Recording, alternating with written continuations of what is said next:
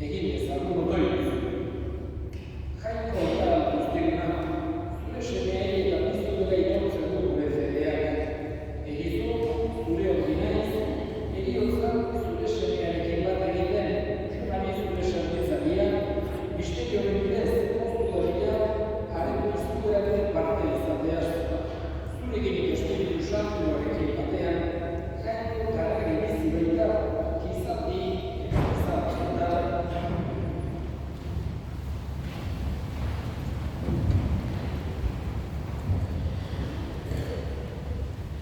Kronikak bigarren liburutik. Egun haietan, apaizburu guztiek eta herriak gaiztakeriaren gain egin zuten. Atzerritarren ohitura iguingarriei jarraituz eta kutsatu egin zuten jaunak Jerusalemen beretzat sagaratua zuen tenplua. Jaunak haien arbasoen jainkoak oharpenak bidali zizkien etengabe bere mezularien bidez. Erruki baitzituen bere herria eta bere egoitza. Baina haiek jainkoaren mezulariek eseka egin, jainkoaren hitza gutxietzi eta haren profetak irriz hartu zituzten. Azkenik jaunak bere herriaren aurkako haserrea gainezka egin zuen eta ez zen salbabiderik izan. Orduan, Babiloniarrek jainkoaren etxea erre, Jerusalemgo harresiak bota eta jauregiei su eman zieten. Eta hiriko gauza eder guztiak erabat hondatu zituzten. Ezpatari ihes egin zioten guztiak Babiloniara eraman zituzten Gatibu. Eta han erregearen eta haren ondorengoen esklabo izan ziren.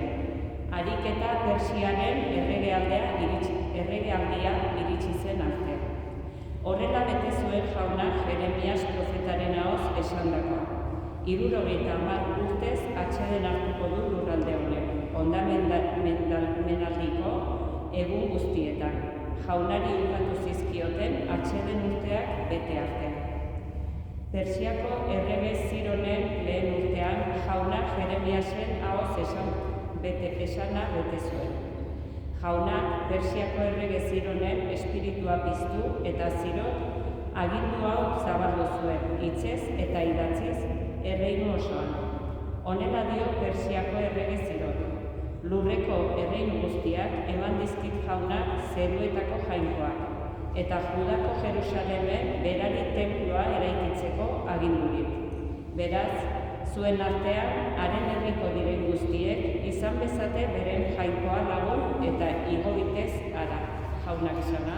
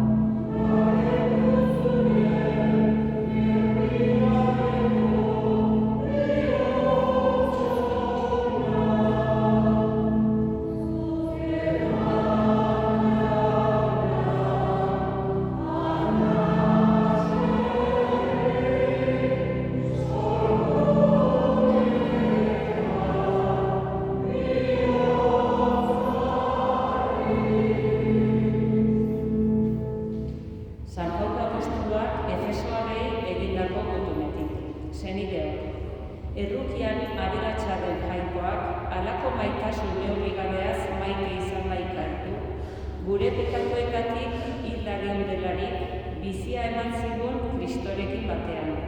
Ongi nahi hutsez zaudete salbatuak.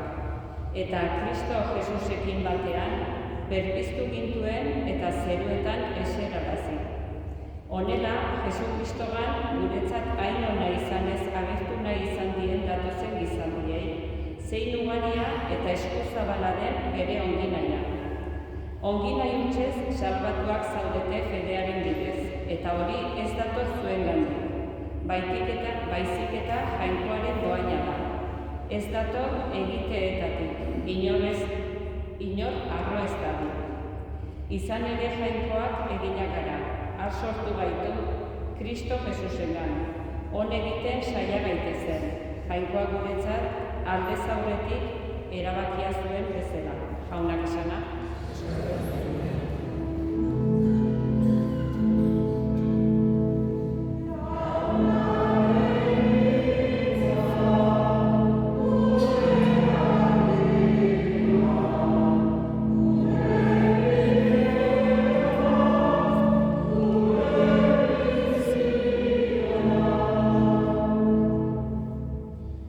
Jauna zuekin,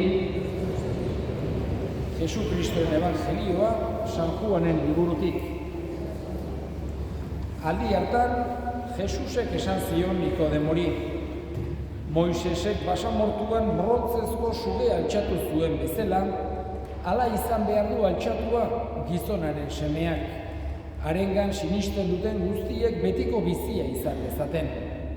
Izan ere, hain maite izan zuen Jainkoak mundua, bere seme bakarra eman baitzion, harengan sinisten duen inor gal ez dadin, baizik eta betiko bizia izan dezan.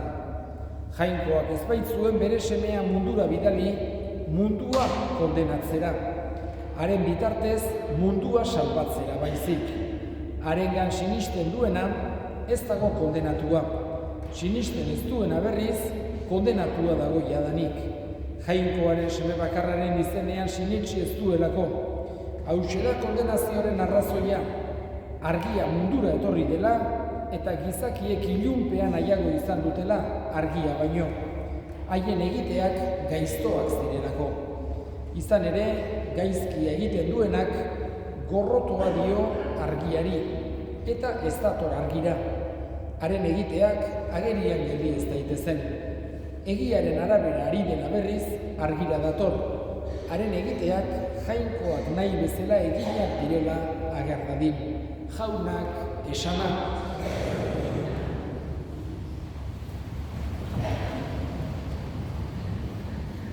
Karizuma erdi-erdiak gaude. Eta gaurko Evangelioak argiaz hitz egin digu. Eta hain zuzen ere, senide bat, Jose Maria Etxaldi, despeditzen ari gira hemen gaurko honetan. Eta argia, Evangelioan, behin baino gehiagotan agertzen zaigun metafora dugu. Jesus argia da. Jainkoaren hitza argia da. Jesusen berri ona argia da. Eta metafora horrek ulertzea ematen digu ze beharrezkoa den argiak ikustea ahalbidetzen baitigu. Ilunpetan gaudenean, ez dugu ikusten non gauden ere, nondik nora joan beharra daukagun, bidea zein da, ze oztopo dauden, horiek denak ez ditugu ikusten argia falta denean. Argia dagoen ordea, orduan bai, ikus dezakegu ederki aski, non gauden, edo noruntz abitu beharra daukagun, edo oztopoak edo zailtasunak edo non dauden. Eta Jesus, eta bere hitza, eta bere berri ona, guretzako argiaren antzekoak dira. Nolabait ere, ahalbidetzen nahi dute ikustea, zer geran, nor geran, non gauden, nondik gatozen, noragoa zen, gure biziak ze esan nahi duen. Eta heriotzarako momentun, esan genezake bereziki, argi hori estimatu beharra daukaguna. Gaurkoan, gure senidea despeditzean, argi horrek, mina, tristura, ez digu kenduko, baina lagunduko digu halako ikuspegi zabalago bat eukitzen. Haratago ikusten laguntzen diguna. Kontutan izan da, gure bizitza ez dela zentzurik gabeko kasualitate huts bat. Inongo zentzurik ez duena kasualitate hutsez gertatutakoa. Baizik eta jangoikoak eginak erara. Eta gure biziak baduela esan nahi sakon bat. Badegula jatorri bat eta badegula helburu bat. Eta hain zuzen ere, gaurko evangelioan entzun ditugun hitz hauek eta hitz hauekin Jesusek itxaropena eta indarra sentiarazi nahi dizkigu. Esaten digu, gizonaren semea ez da etorri mundua kondenatzera, mundua salbatzera baizik. Horixe da Jaunaren borondatea, gu salbatzea, guri argia, grazia, berri ona, itxaropena ekartzera etorri da. Eta nahi du hori senti dezaguna. Eta gure senidea galdu denunaren minaren argian ere nahi du Jesusek bere argi horrek eman dezaigula halako ikuspegi sakona, eman dezaigula halako indarra aurrera segitzeko itxaropena sentiarazten digulako. Badakigulako, naiz eta gure senidea munduarentzako hil jainkoarentzat bizirik dagoela. Ez dela erabat suntsitu edo desagertu. Ez dago gure artean, baina jainkoaren eskuetara dijoa. Bere gorpua bizirik gabe dago, baina bere anima bizi da. Horregatik eskatzen dugu gure hartzaionari, gure goiko jaunari, xemari gure senidea goiko zeruan har dezala. Han eduki dezala bakea, atsedena, zoriontasuna eta handik ere gure alde egin dezala.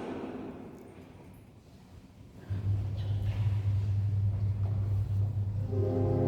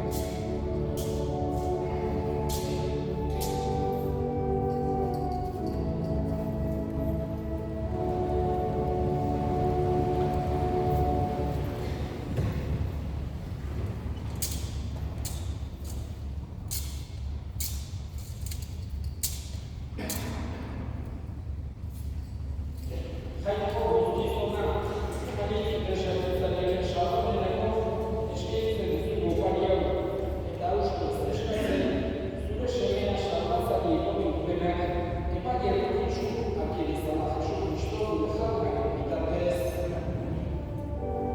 Jauna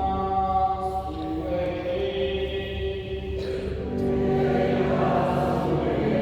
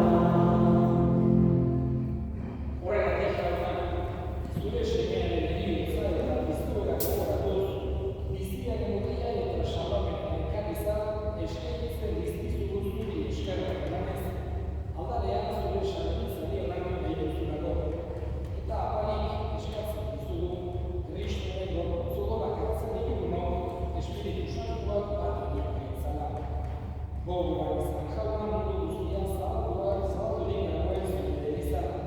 Eramazu maitasun osoa Francisco Budeta Santuarekin, Florentzio gure hartzaiarekin eta gizon guztiekin batean.